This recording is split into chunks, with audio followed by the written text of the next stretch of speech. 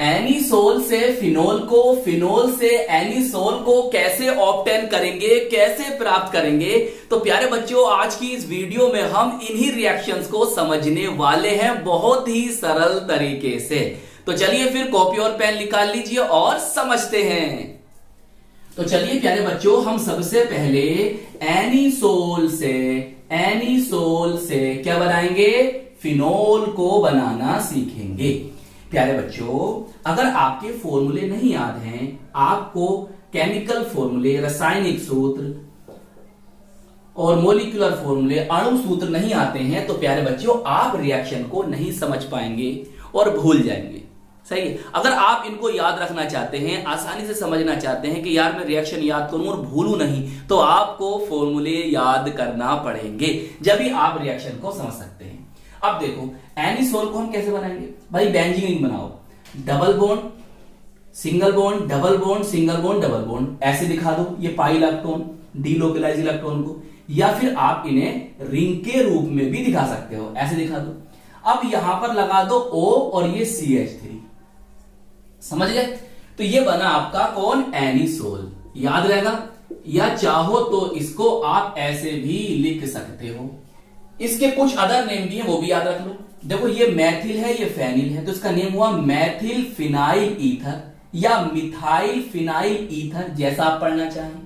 देखो इसका एक नेम और है, देखो हम इसको कह सकते हैं मेथॉक्सी, और ये बेंजीन, तो हम इसको मेथॉक्सी बेंजीन भी कह सकते हैं। और कहीं कहीं आपको इसका एक नेम और मिल सकता है, हालांकि नहीं मिलेगा, बहुत रेयर नेम है, फिनॉक्सी मीथेन भी बोलते हैं इसको। तो 3 नेम याद रखो सही से, एनिसोल भी कह सकते हो, मैथिल फेनिल ईथर भी कह सकते हो, और मिथॉक्सी बेंजीन भी इसको कह सकते हो। अब देखो हमें इससे बनाना है फिनोल को, कैसे बनाएंगे आप बताइए। अगर मैं आपसे कहूं कि भाई एनिसोल से फिनोल बनाओ, तो क्या क्या करना होगा आपको। तो देखो आप कहोगे सर, अगर हम यहां से CH3 को निकाल दें और H को जोड़ दें, CH3 को निकाल दें, H को जोड़ दें, तो हमें एनिसोल से फिनोल तैयार हो जाएगा। कैसे पहचान लिया, अरे जब बेटे आपको फॉर्मूला पता था ना कि एनिसोल का ये है और फिनोल का ये है, तो आपने पहचान लिया कि इस रिएक्टेंट से ये प्रोडक्ट बन जाएगा। आपने कहा कि सर CH3 को हटा दीजिए, H को जोड़ दीजिए और हमारा कंपाउंड बन के तैयार। तो अब देखो H को हम कैसे जोड़ सकते हैं, अगर हम इसकी रिएक्शन किसी अम्ल से करा दें, एसिड से करा दें, तो हम H जोड़ देंगे। चलिए एसिड ले लेते हैं, यहां पर हमने ले लिया प्यारे बच्चों यहां पर HI। तो क्या होगा, देखो CH3 और I को यहां से निकाल दो, तो CH3I यहां से निकल गया। इसका सामान्य नाम, कॉमन नेम होता है मैथिल आयोडाइड, समझ गए, और आयुपेसी नेम होता है आयोडोमीथेन। अब क्या बचा, H बचा, इसको यहां पर जोड़ दो और बन के तैयार हो गया आपका कंपाउंड। बताओ याद रहेगी रिएक्शन, इसे कहते हैं हम फिनोल। क्या कहते हैं, फिनोल कहते हैं। प्यारे बच्चों कुछ इसके अदर नेम है, वो भी याद रख लो। हम इसको बेंजीनोल भी कह सकते हैं, हम इसको हाइड्रोक्सी बेंजीन भी कह सकते हैं, और हम इसको कार्बोलिक एसिड, कार्बोलिक अम्ल के नाम से भी जानते हैं।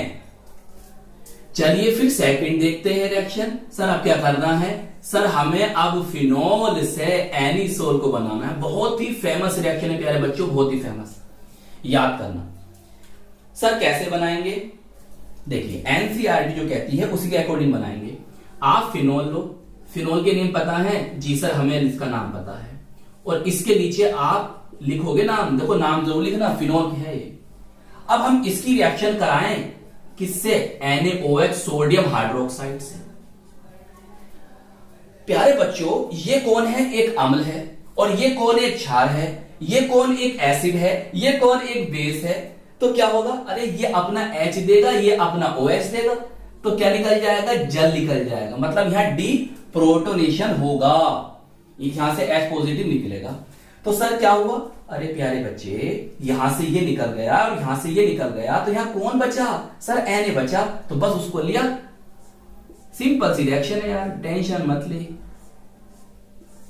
देखो O आ गया, तो O पर क्या आता है, नेगेटिव चार्ज, और Na आ गया, उस पर आता पॉजिटिव चार्ज। बेटे एसिड और बेस की रिएक्शन से क्या बनते हैं, सोल्ट बनते हैं। अम्ल और क्षार की रिएक्शन से क्या बनते हैं, अम्ल और क्षार की रिएक्शन से क्या बनते हैं, लवण बनते हैं। तो ये कौन बना, ये है देख सोडियम, और ये कौन है, फिनोक्साइड। तो नेम बना sodium phenoxide, sodium phenoxide, sodium phenoxide. अब ये तेरी जिम्मेदारी, नाम यहां लिखना। अब क्या करेगा, देख फिर वही वाली बात आ गई, मुझे बनाना क्या है सर, CH3। मतलब कहां बनाना CH3, सर Na के स्थान पर मुझे CH3 लाना है, और मेरा Na भी निकल जाए, तो क्या करूं मैं यहां पर। जब थोड़ा दिमाग लगाएगा तो ये एक रिएक्शन याद आ जाएगी, कौन सी, विलियमसन ईथर सिंथेसिस। सही है, विलियमसन ईथर संश्लेषण या विलियमसन सिंथेसिस, विलियमसन संश्लेषण, वो रिएक्शन तेरे याद आ जाएगी। उसमें क्या करते थे, यहां पर हम कोई एल्किल हैलाइड लेते थे, एल्किल हैलाइड लेते थे। थोड़ा नीचे लिखूं, है नहीं, वैसे दिख तो रही होगी रिएक्शन, कैमरे में देखना पड़ेगा यार। CH3I ले लूं मैं, सिंपल सी बात। यहां से क्या होगा, अब भैया ये इस पर आकर, अरे पसीने की वजह से चल नहीं पा रहे हैं, ये आकर यहां अटैक कर देगा पीछे से, और देखो यहां से ये भाई सब निकल जाएंगे, क्योंकि ये नेगेटिव ग्रुप में निकलेंगे ना यहां से। तो अब क्या हुआ सर, यहां से NaI सोडियम आयोडाइड निकल गया। अब जो बचा है प्यारे बच्चे, उसी को यहां पर लिख दे, तेरा कंपाउंड बनके हो गया तैयार, तैयार हो गया। अरे भाई पसीना आ रहा ना, उसकी वजह से फिसल ले आते हैं। देखो भाई ये O है, अब बता कौन बचा, CH3 बचा सर। तो ला कर चाहे सिंगल बॉन्ड लगा, मत लगा, बात तो कोई नहीं। इसका नेम लिखना है, इसके नीचे इसका नेम लिखना है, इसके नीचे इसका नेम लिखना, ये है तेरी जिम्मेदारी। और ये भी याद रखो प्यारे बच्चों, ये कौन सी रिएक्शन है, SN2 प्रकार की। अब इसकी फुल फॉर्म क्या है मुझे बताना नीचे, मैं तो आपको बता चुका हूं। तो आई होप ये रिएक्शन आपको बहुत अच्छी तरह से समझ में आ गई होगी।